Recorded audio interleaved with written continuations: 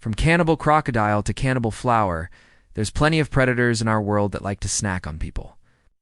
But when it comes to man-eating monsters, the ocean is easily one of the most terrifying places you can find yourself in. From blue whales to great white sharks, it's hard to find a more feared predator than these apex ocean dwellers. That's why today we be looking at one of the scariest creatures you could ever come across if you in the water, the cannibal flower.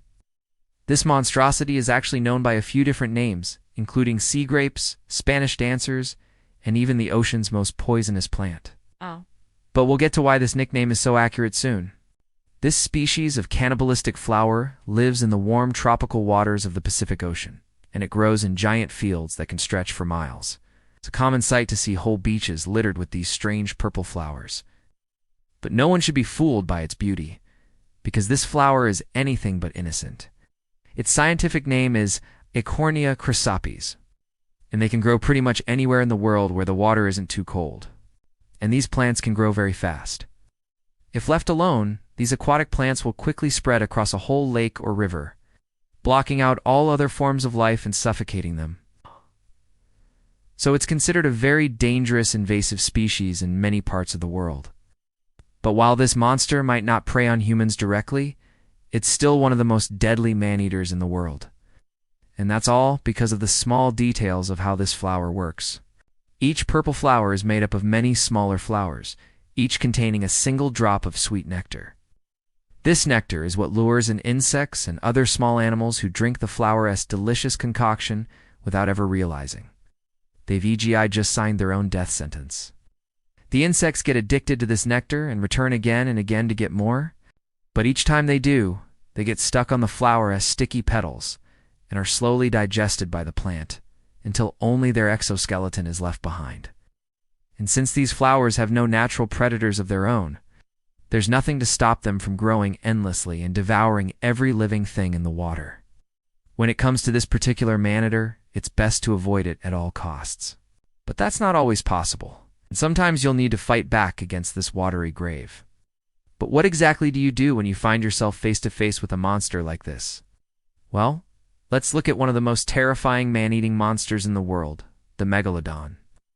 The megalodon is perhaps one of the most infamous man-eaters in history, and there's good reason for that. These gigantic creatures were over twice the size of great white sharks, reaching lengths of over 60 feet and weighing almost 70 tons. That's why many experts believe that the megalodon was responsible for many of the mysterious disappearances that happened in the days before the modern Navy. It was such a massive creature that it's believed it could swallow an entire human in one bite. Never mind the multiple accounts of fishermen being dragged underwater by its enormous fins.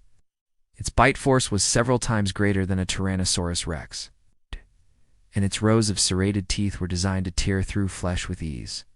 And while most people believe that this prehistoric shark went extinct about 2 million years ago, recent evidence has shown that it may have died out far more recently.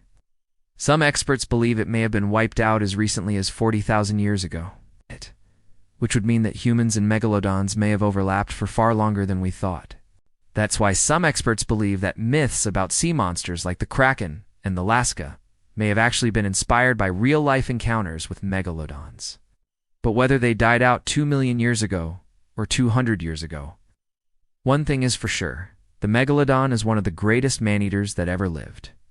And while there's no way a human could take one down in a fight, there are ways to survive an encounter with a megalodon. The best advice given by experts is to aim for the eyes. Since the megalodon was such a huge creature, it would likely take quite a few hits to bring it down. But its eyes were probably its weakest spot. If you could somehow get close enough, gouging out its eyes would make it disoriented and hopefully less aggressive. From there, you could try to stab it with something like a harpoon, though you'd need to make sure to aim for vital organs. But unless you have a giant net to trap it or a few thousand years of advanced technology to help you out, your best bet is simply to stay away from the megalodon and hope it swims off to hunt another day. But for this last man-eating monster, that's not always an option, because this next monster doesn't just eat people, it actively hunts us, and it's intelligent enough to stalk and ambush its prey. It's the G1, the deadliest creature on the planet. The GI is the largest species of jellyfish in the world, and it is estimated that its tentacles can reach lengths of over 100 feet. It lives in a single polyp colony connected to a central trunk and is capable of catching prey with its stinging cells. These cells inject a venom into its victim that paralyzes them and brings them down. While many jellyfish are small and relatively harmless, the GI is anything but. Its sting is so powerful that it can kill you within minutes, which is why it's no surprise that it's the most deadly creature on the planet. With over 3,000 deaths a year, this monster claims more lives than bears, snakes, and humans combined. In fact, it's thought that between 2008 and 2012 alone, the number of GI-related deaths increased by 400%. And since they live in areas of the ocean with the highest population of humans, it's likely that this trend will continue for the foreseeable future.